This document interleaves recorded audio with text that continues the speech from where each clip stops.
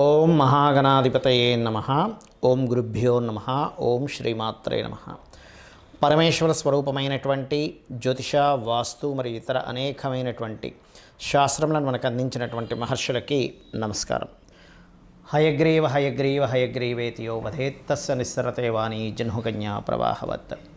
అరుణాం కరుణాతరంగితాక్షీం ధృతపాశాంకుశపుష్పబాణచాపాం అనిమాదిభిరావృతాం మయూకైః అహమిత్యేవ విభావయే భవానీం. శ్రీమాత్రే నమః. ప్రేక్షకులకి లలితాంబిక అమ్మవారి యొక్క అనుగ్రహం పరిపూర్ణంగా కలగాలని మనస్ఫూర్తిగా కోరుకుంటూ మనం ఈరోజు చెప్పుకోబోయే టాపిక్ ఏమిటి అంటే, ఫిబ్రవరి 5వ తేదీ నుంచి మే 15వ తేదీ వరకు ఇప్పుడు ప్రస్తుతం గురువు వక్రించున్నాడు. ఆ వక్రగతి పోయి అతను రుజుమార్గంలోకి రావడం జరుగుతుంది, అంటే స్ట్రైట్ అవుతాడు. మరి ఈ స్ట్రైట్ అయినటువంటి గురువు ఎటువంటి ఫలితాలు ఇస్తాడు? ద్వాదశ లగ్నాల వారికి, లగ్నం తెలియని వారి రాశి వారికి మంచి ఫలితాలు ఏమిటి, తీసుకోవాల్సిన జాగ్రత్తలు ఏమిటి, చేసుకోవాల్సిన పరిహార మార్గాలు ఏమిటి అనేటువంటి విషయాలు మనం ఒక్కొక్క లగ్నరీత్యా తెలుసుకుందాము. అయితే ఈ విషయాలు చెప్తుంది నేనైనప్పటికీ కూడా చెప్పిస్తుంది సాక్షాత్ లలిత అమ్మవారిగా భావిస్తూ, వృశ్చిక లగ్నము, వృశ్చిక రాశి, వృశ్చికం వారి కనుక చూసుకున్నట్లయితే మీకు గురు బలము లగ్నానికి దృష్టి ఉంది. దీనివల్ల ఏమిటండి ఫలితము? ఏవైతే గతంలో అవ్వనటువంటి పనులు లేదా అనారోగ్య సమస్యలు, అదేవిధంగా సంతానానికి ఏదైనా హయ్యర్ ఎడ్యుకేషన్ కోసం చేసే ప్రయత్నము మరియు ఇటువంటి ఫలితాలు ఏవైతే ఉంటాయో పాజిటివ్గా రావడం జరుగుతుంది. గుర్తుపెట్టుకోండి, ఇది వృశ్చికం వారికి. కానీ సప్తమంలో గురువు ఉన్నాడు. సప్తమంలో గురువు ఉన్నప్పుడు కలిగే ఫలితాలు ఏమిటంటే, ఈ పంచమాధిపతి సప్తమంలోకి వెళ్ళడం వల్ల, వక్రగతి పోవడం వల్ల, ఇది వివాహ సంబంధించిన విషయంలో ఇష్టపడిన వారిని వివాహం చేసుకోవడానికి అనుకూలతను ఇస్తాడు ఇక్కడ. కాకపోతే ఎంతైనా కూడా గురువు ఉన్న ప్రదేశం విషయంలో మాత్రం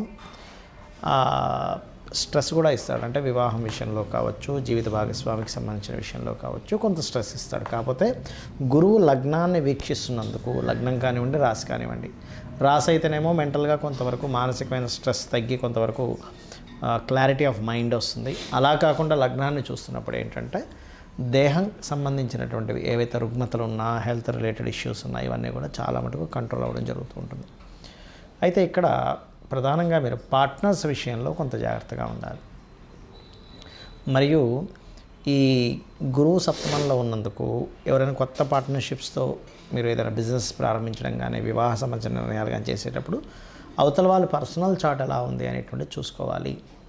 చూసుకొని అప్పుడు అడుగుపెట్టి దానికి సంబంధించిన నిర్ణయం తీసుకున్నట్లయితే బాగుంటుంది. అదొకటే కాకుండా మామూలుగా మీరు ఇప్పుడు సప్తమ స్థానంలో ఈ లగ్నానికి గురువు లగ్నాన్ని శుభపరుస్తున్నప్పటికీ సప్తమ స్థానం విషయంలో స్ట్రెస్ ఇస్తాడు. కాబట్టి బిజినెస్ పార్ట్నర్షిప్స్ విషయంలో, బికాజ్ ఆఫ్ బిజినెస్ రాసులకి వ్యయభావంలో ఉంది. సహజంగా బిజినెస్ సైన్స్ అనేవి మనకి మిథునము మరియు కన్యా రాశి అంటారు. దానికి వ్యయభావంలో ఉన్నప్పుడు ఏమవుతుంటుందంటే, రాంగ్గా మనం ఎంచుకోవడం జరుగుతూ ఉంటుంది.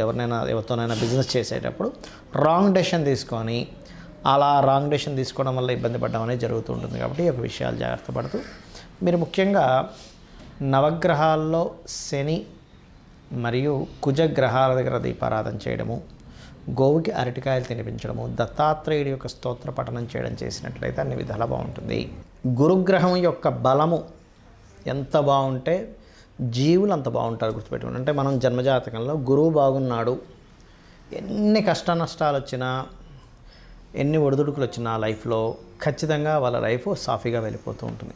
అయితే ఇక్కడ గురువు బాగుండడం అంటే ఏమిటనే విషయం మనం తెలుసుకోవాలి. ఇక్కడ రెండు రకాలుగా ఉంటుంది. ఒకటి మీ జన్మజాతకంలో గురువు బాగుండడం, రెండవది గోచారంలో గురుగ్రహం యొక్క స్థితి బాగుండడం.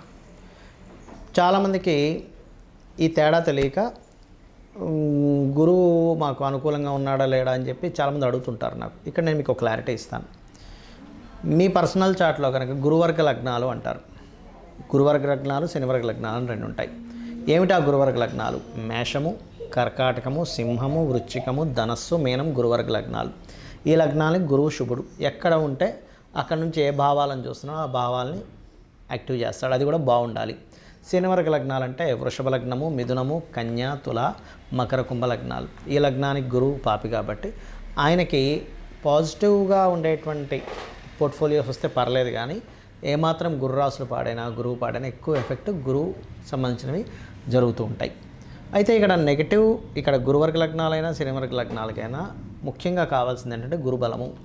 అది మీరు ఏదైనా ఒక పని చేసేటప్పుడు చూడండి, మనకి వివాహం అవ్వట్లేదండి అన్నప్పుడు గురుబలం లేదు కదా అంటారు, సంతానం కలగట్లేదు గురుబలం లేదు కదా అంటారు, చదవట్లేదు గురుబలం లేదు కదా అంటారు. అంటే ఏమిటి, ఆ పర్టికులర్ భావానికి గురుబలం లేకపోవడం వల్ల వాళ్ళు దాన్ని పొందలేకపోతున్నారు.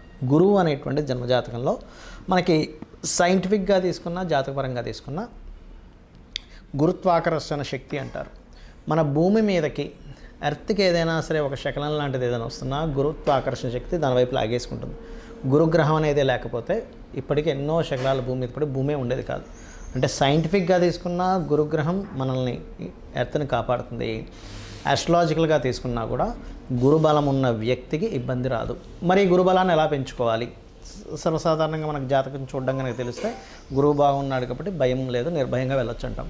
అదే గురువు బాగోలేడు లేదా జాతకమే తెలియదు, అప్పుడు ఎలాగా అంటే దీనికి శాస్త్రంలో ఒక అద్భుతమైనటువంటి విషయాన్ని చెప్పారు. ఏమిటది అంటే చాలా రకాలు చెప్పారు. నేను మీకు వీలైనంత మటుకు నేను మీకు చెప్తాను. మీకు ఉండేటువంటి వీలును బట్టి, మీకు ఉండేటువంటి పరిసరాలను బట్టి, మీకు ఉండేటువంటి స్తోమతను బట్టి మీరు చేసుకోండి. ఒకటి, గురుబలం పెరగాలి అంటే గురుసేవ చేయాలి. గురుసేవ చేయడం ఒకటి గురుబలం పెరగడానికి. లేదంటే మాకు ఎవరు గురువులు లేరు, ఎలాగా?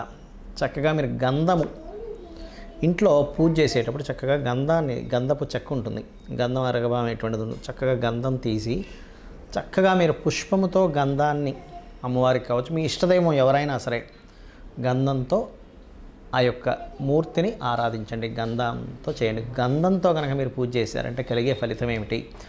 గంధం ద్వారా పుణ్యము వస్తుంది అని చెప్తుంది శాస్త్రం. పుణ్యం వచ్చినటువంటిది ఆ పుణ్యం ఏం చేస్తుంది అంటే మీ పాపముని దగ్ధం చేస్తుంది. మీరు ఏదైతే సంకల్పం అనుకుంటారో ఆ సంకల్పం నెరవేర్చేలా చేస్తుంది. అది ముఖ్యంగా. ఇక రెండవది ఏమంటే, మేమున్న దగ్గర మాకు గోవులు బాగా ఉన్నాయి, దీని గురించి ఏమైనా రెమెడీ చెప్తారా అంటే, అరటికాయలు ఉంటాయి. అరటి పళ్ళు కాదు, బాగా అర్థం చేసుకుంటే పచ్చి అరటికాయలు మనం కట్ చేసుకుని కూరలు అది వండుకుంటాం. అరటికాయల్ని గోవులకు తినిపించండి, అది కూడా గురువారం నాడు. దగ్గరలో ఆలయాలు ఏదైనా ఉన్నట్లయితే గంధాన్ని దానంగా ఇవ్వండి, ఆలయంలో దేవతామూర్తులకు వాడుకోవడానికి. లేదా పసుపుని దానంగా ఇచ్చినా కొంతవరకు ఉంటుంది.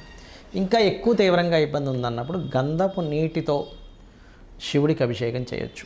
దక్షిణామూర్తి యొక్క స్తోత్ర పఠనం కనుక విన్నట్లయితే గురుబలం పెరుగుతుంది. మరి గురుబలం పెరిగితే ఎన్ని లాభాలు ఉంటాయి? 1-2 కాదు, గుర్తుపెట్టుకోండి. చాలామంది ఇబ్బంది పడుతుంటారు, చూసారు, మాకు బ్యాలెన్స్ లేదండి, బ్యాంక్ బ్యాలెన్స్ లేదు, రూపాయి బ్యాంకులో ఎప్పుడు ఉండదని. గురుబలం కనుక మీకు ఉందంటే 100% బ్యాంక్ బ్యాలెన్స్ ఉంటుంది, గుర్తుపెట్టుకోండి. మూలధనానికి దాచుకునే ధనానికి కారకుడు గురువు. ఇక రెండవది, ఆపద వచ్చినట్టే ఇంక మనకి ఇంకేమైంది, అయిపోయింది, ఇంక మన జీవితం అయిపోయింది అనుకున్న స్టేజ్ దాకా వచ్చినా సరే మళ్ళీ అలాగ పక్కన తీసి పరమాత్మ మిమ్మల్ని కాపాడినట్టుగా మీ లైఫ్లో మిరాకిల్స్ చూస్తారు గురుబలం పెరిగినట్లయితే. ఇక మూడవది ఏంటంటే, ఏ ప్రయత్నం చేస్తున్నా సరే మీ ప్రయత్నం కొంత అయితే గురుబలం తోడైనప్పుడు మీ యొక్క ప్రయత్నాలు 100% ఫలకృతం అవుతాయి. అయితే ఇక్కడ చాలామందికి తెలియక గురుబలం లేదండి అందుకే నేను కనకపు శిరాగం పెట్టేసుకున్నాను అంటారు. అది చాలా పెద్ద మిస్టేక్. ఎందుకంటే మీ జన్మజాతకంలో గురువు బాగున్నాడు అనుకోండి, 100% మీరు పెట్టుకోవడంలో ఎటువంటి అభ్యంతరం లేదు, హ్యాపీగా మీరు ధరించవచ్చు. కుడి చేయి చూపుడు వేలికి, జెంట్స్ అయితే, లేడీస్ అయితే ఎడం చేయి చూపుడు వేలికి ధరించాలి. అలా కాకుండా మీ జన్మజాతకంలో గురుగ్రహం బాగోనప్పుడు ధరిస్తే రివర్స్ ఫలితాలు వస్తాయి.